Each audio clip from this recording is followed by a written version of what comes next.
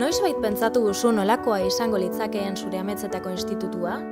Zein gauz aldatu beharko lirateke zure gelan? Eta ikastetxean? Nolakoa da behar dugun eta nahi dugun hezkuntza? Hezkuntza hobetzea, jakin, elkarrizketatu eta ekarpenak egitea, Euskadiko Eskola Kontseiluak sustatutako proiektu pilotua da. Udaletxeekin lankidetzan 5 herritan aurrera eramango dena. Santurtzin, Urnietan, Bastidan, Oionen eta Guardian. Helburua, irakasleek, ikasleek eta familiek nahiko luketen hezkuntzari buruz hausnartzea da.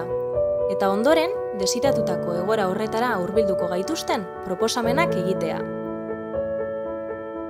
Ikasleok 4 fasetan egingo dugu lan, eta bertatik ateratako proposamenak Eusko Legebiltzarrera eramango ditugu. Lehenik, hezkuntzan ikusi nahiko genituzkeen aldaketen inguruan hausnartuko dugu.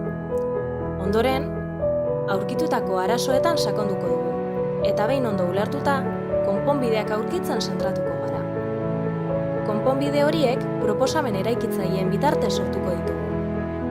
Azkenik, beren proposamenak osatu eta hobetu nahi dituzten taldeek hautazko saio bat izango dute. Behin proposamenak eginda, lan guztiak ikastetxeko korridoreetan ikusgai jarriko dira. Ikastetxea hoberen ordezkatzen duten 10 proposamenak udaletxean jarriko dira ikusgai, beste eskoletako proiektuekin batera.